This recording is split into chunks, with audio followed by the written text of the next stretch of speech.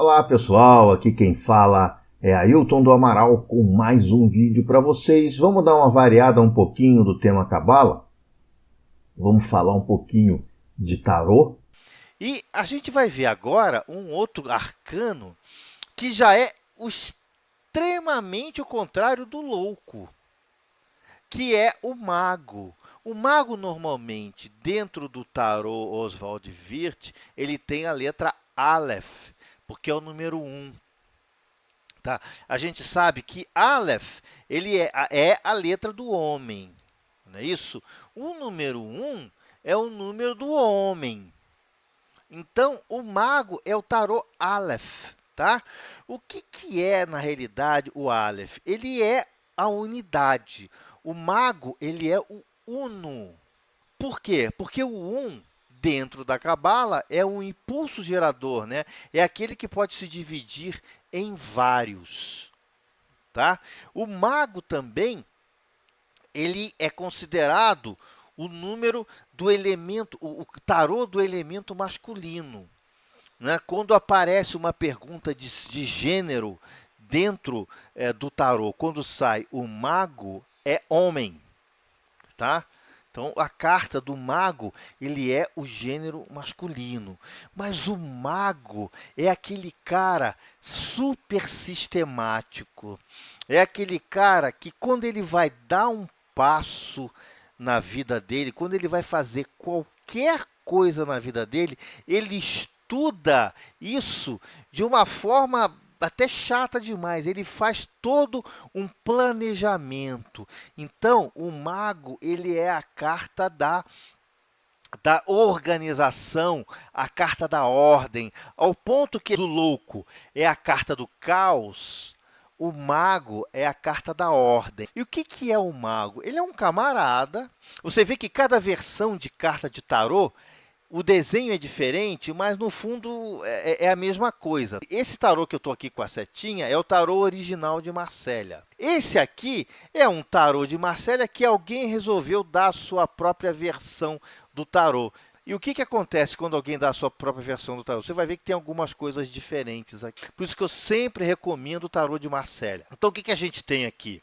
A gente tem um homem em pé aqui diante de uma mesa. Na cabeça, esse chapéu dele aqui, meio esquisito, na realidade, ele é o símbolo do infinito. Então, você pode ver que nessa versão do tarô aqui, o cara tirou o chapéu e colocou o símbolo do... Mas no tarô de Marsella, o chapéu dele já representa o símbolo do infinito, que também representa o olho de Deus, o olho que tudo vê, que também representa o 8. Esse símbolo também se refere ao símbolo da eternidade. Então, o que ele tem aqui? Ele tem acima da cabeça, né, toda aquela vibração cósmica sutil. Ele tem o Criador, né? Ele tem a justiça, que é o número 8, e tem a eternidade. Então, ele está de perfil. Né? No caso aqui, nesse aqui, ele já não colocou esse detalhe. Por isso que eu digo, as pessoas esquecem detalhe. Ele aqui, ele está olhando para o lado direito. O lado direito da árvore da vida. E ele está segurando o quê? Está segurando uma baqueta, está segurando um báculo, que é o símbolo do poder, o símbolo da autoridade. E o que tem na mesa? A gente tem um monte de tralhazinha em cima da mesa desse mago. É uma mesa cúbica, porque aqui, nesse caso, estão representados alguns elementos. Não só o 4, né? Mas alguns elementos. Ele tem um bastão, né? Aqui ele está o bastão e aqui também, que representa o poder de comando. Ele tem uma taça, aqui é a taça, aqui também é a taça, que representa o princípio feminino. Lembra quando eu falei com você lá do Tetragrammaton, que não tinha uma taça? Né, que representava o princípio feminino, né, o princípio que dá forma às coisas, o princípio do amor e da beleza. Ele tem uma espada, que aqui tem uma espada e aqui tem uma espadinha, tá, que significa o falo, o órgão reprodutor masculino, que unido com a taça, ele vai significar a união dos opostos harmonizados na unicidade, ou seja, ele vai simbolizar a manifestação, a criação do universo. Aqui ele tem moedas, aqui também tem uma moeda, aqui também tem moeda, tá? Então, a moeda sobre a mesa representa a matéria, o mundo material, a atenção que a gente tem que dar à matéria. E tem outra, né? Por exemplo, a taça também é sabedoria. O bastão a gente pode entender como o fogo, o desejo. A espada a gente pode entender como a ousadia, né? E a moeda, a terra. Existem outras coisas no tarô de Marselha aqui, né, que a gente pode olhar, por exemplo, o dado. Aqui nesse tarô não tem o dado, aqui nesse dado tem, que significa que o universo também tem uma energia caótica, existe um caos dentro da ordem do universo. E é desse caos que a gente tem que tratar. O chapéu do mago, ele é o antigo número oculto atribuído a Hermes, né? Sugere também conhecimento esotérico e a combinação do consciente com o inconsciente. Então, o mago, o que ele é o mago? Ele tem a habilidade de se sair em qualquer situação. O mago também pode indicar perigo, pois o mago ele é esperto, ele é enigmático, ele conhece o bem e o mal e manipula a tudo e a todos. Dependendo da pergunta que o consulente te faz, que a pessoa te faz, você tem que conhecer todos os aspectos do arcano do mago. Porque a resposta, às vezes, para a pergunta da pessoa não vai estar na própria carta do mago. A resposta pode estar num dos elementos da mesa do mago. Então, é muito importante que a gente conheça e entenda o arcano como um todo. Tá? Os detalhes do arcano. Tá? Por isso que jogar tarô não é jogo de azar. O cara te faz uma pergunta, olha, eu pretendo abrir um negócio. Será que o meu negócio vai dar certo? Sai a carta do mago. Qual é a interpretação? Sim, vai dar certo. Você vai ter algum problema, mas você vai se sair bem. A partir do momento em que você se organize, a partir do momento em que você consiga colocar suas contas, ter disciplina nas suas coisas. Então, o seu comércio, sim, pode dar certo. Essa é a leitura da carta do mago para o comércio. Para o amor, será que o meu amor vai dar certo? Sim, você tem que parar de ficar brincando com seus sentimentos, você tem que levar seus sentimentos a sério. Tudo isso é a interpretação da carta do mago. Então, quando você olha a carta do mago, você fala assim, poxa, isso aqui é a carta da lógica. Uma outra carta bastante interessante é a sacerdotisa, que também é chamada de papisa, tá? Ou alta sacerdotisa também ela é chamada. E no tarô de Marselha, normalmente, ela é vista dessa forma aqui, tá? Aqui já são versões de... tá vendo aqui? Tem uma letra hebraica, inferências à maçonaria até aqui nessa carta aqui. O problema do tarô é esse. Por isso que eu gosto muito de ficar com um só e trabalhar nesse só. O que é a sacerdotisa? Ela é uma mulher que está coroada com a coroa do Papa, por isso que ela é chamada de papisa, e aliada a essa carta, muitas pessoas... A história dessa carta é uma história bastante interessante. Eu não sei se você lembra de uma papisa chamada Joana. Houve, sim, uma papisa mulher. Todo mundo chamava de Papa João, mas na realidade era uma papisa. Ninguém sabia que ela era mulher. Todos pensavam que era homem o Papa João. E na realidade era Joana. Então tem um filme que fala até da história dela, né? Que descobriram depois que ela era mulher e tal, ela foi expulsa e tudo mais. Tá? Mas é uma carta que faz referência também a essa papisa Joana. Tá, eu tenho um vídeo no meu canal que eu falo dessa carta e eu conto a história aí da papisa Joana. Tá? Então, o que é isso? É uma mulher, né, sentada no interior aí de seu templo. Tá? Ela tem um livro no colo, então todas as versões... Aqui, por exemplo, olha, se você olhar bem o livro dessa papisa aqui, está escrito Torá, olha aqui, ó. É um tarô mais esse tarô aqui é mais pro lado do judaísmo, se você olhar bem. Tá? O cara que desenhou esse tarô, ele trouxe o judaísmo. Você está vendo que cada um que desenha um tarô, ele faz um negócio estrambótico? Por exemplo, nessa versão aqui, o que tem no livro aqui? Um yin e um yang aqui, ó. Então, cada um faz do jeito, né? Mas não importa, o livro que ela segura é um livro do conhecimento, é como se fosse um grimório, né? É o livro do conhecimento e livro da sabedoria esotérica.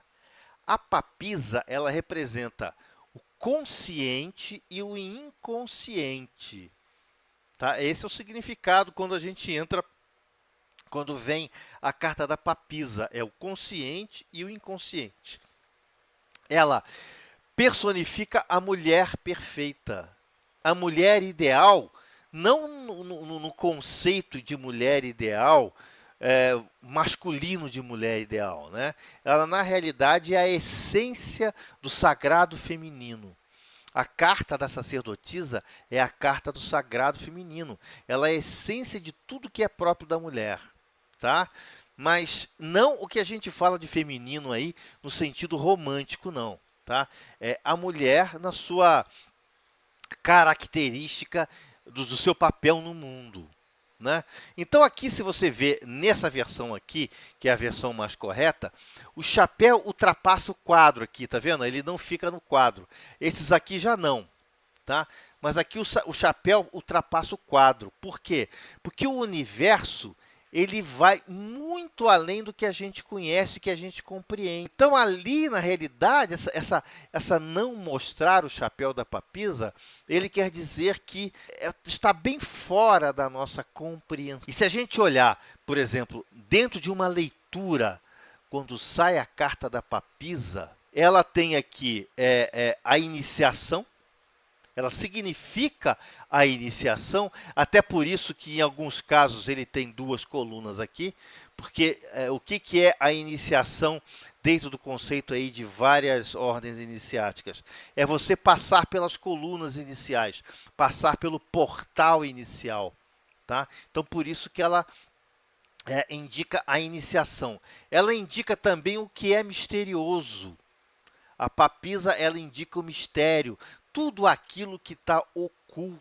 Quando você joga, né? Quando tem uma carta da papisa, quando você joga, às vezes é uma carta muito chata, porque às vezes você é obrigado a dizer ao consulente que a resposta para a pergunta dele, às vezes não está tão na cara quanto parece ser.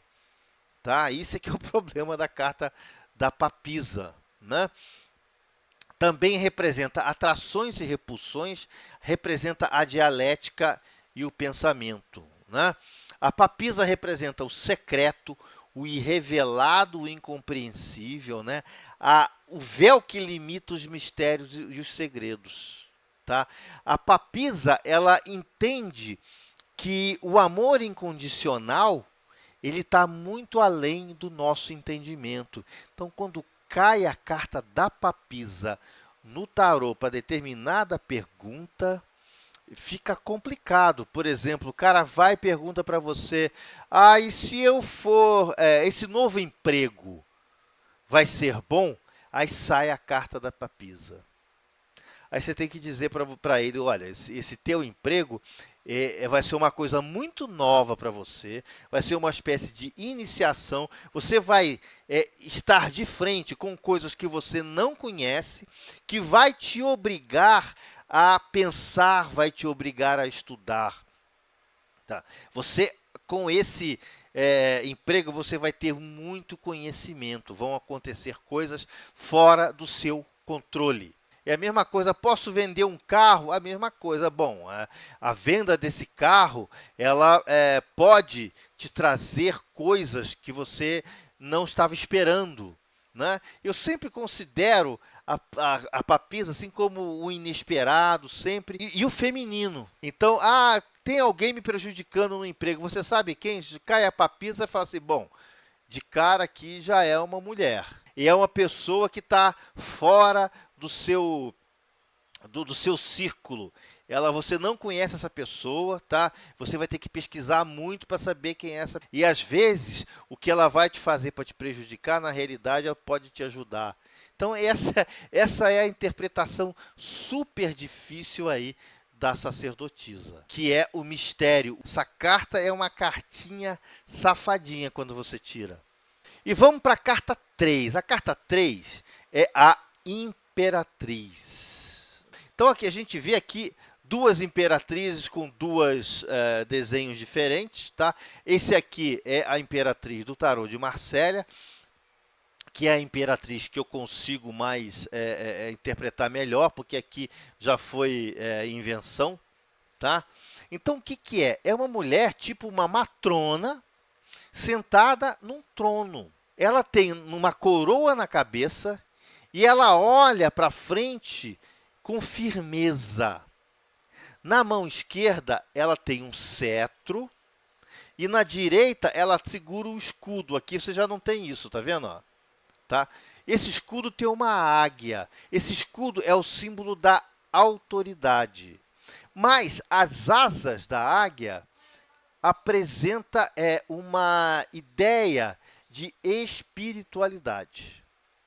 Essa é o que representa as asas da águia. Tá? E o que, que é a imperatriz? Ela também é uma carta do sagrado feminino, só que ela é um pouco diferente da papisa, porque a papisa é o desconhecido, é o secreto, é o esotérico. A imperatriz ela já tem uma coisa mais incisiva, né? A imperatriz é uma mulher de ação, uma mulher de produtividade, né? É uma mulher de conhecimento, ela pode realmente fazer as coisas acontecerem. Essa é a papisa, é a mulher que faz alguma coisa acontecer, né? É a mulher de ação. Então ela é mundana, é a mulher da ação e a mulher da conclusão. A papisa, né, ela tem como palavra-chave germinação, fermentação, incubação, fecundidade, sim. Tá? Se tem gravidez no meio, a papisa sempre aparece. Geração, ação, concretização, generosidade, maternidade. Então, a papisa, normalmente, quando aparece, tá? É gravidez, ou gravidez na família, ou gravidez em algum lugar. Sempre tem isso, tá? E ela tem iniciativas, ela é sensata, ela é prática, ela é decidida e é intuitiva, né? Então, por exemplo, se a pessoa pergunta para você como eu sou, uma mulher, por exemplo, e sai a carta da papisa. Quando sai uma carta da papisa para uma mulher, está aqui as considerações dessa mulher. E se é homem, pode sair essa carta para homem? Pode, tá? É um homem que tem o sagrado feminino, mas é um homem, é masculino, é hétero, mas ele tem dentro dele o sagrado feminino. Porque a questão de sexo, se você entrar dentro da espiritualidade, é yin e yang. A papisa é uma carta yin. A imperatriz é uma carta yang. É uma carta yang para mulher. Tá? É uma carta yin para homem. Ela é progresso feminino, mãe, irmã, esposa, mulher, vaidosa. É a carta da vaidade. Tá? Ela também simboliza dinheiro, riqueza, por causa da coroa. Ela é sábia, mas sábia de acordo com o sagrado feminino. Ela é sábia de acordo com intuição. Ela não é sábia da lógica. Ela não é o mago. Tá? Ela é a sabedoria que provém do sentimento, do sensorial. Ela pode representar uma mulher de negócios. E pode representar também, quando essa carta cai para um homem no quesito negócios, que a esposa ou a quem vive junto com ele pode lhe ajudar nos negócios. Tá? Então, quando alguém perguntar meus negócios e tal, saiu a imperatriz, ela vai dizer assim, tem que haver uma mulher para te orientar. Você precisa ter uma mulher com essas e essas e essas e essas qualidades para te orientar. Então, você vê que o tarô ele tem uma lógica. Né? Ele não é chute. Para isso, você tem que entender como é que funciona a imperatriz. Tá? Bom, aqui a gente tem o imperador. O imperador aqui, nesses dois desenhos, até que não está muito diferente, não. Mas tem cada desenho esdrúxulo, cara, que você olha assim, você não consegue entender. tá? Mas sempre aqui olhando para o tarô de Marselha, né? Então, o que, que é o imperador? Ele é um homem que está sentado no trono. Mas se você olhar para o sentado, ele está meio sentado, meio em pé. Ele não está muito sentado. Ele está aqui observando os seus domínios, né? Ele está olhando ali exatamente onde ele consegue abarcar, né? Então, a coroa dele não é uma coroa cheia de frufru, é uma coroa simples, né? Porque ele não precisa anunciar ali que ele é o chefe, ele não precisa dizer isso, né? A própria posição dele já diz.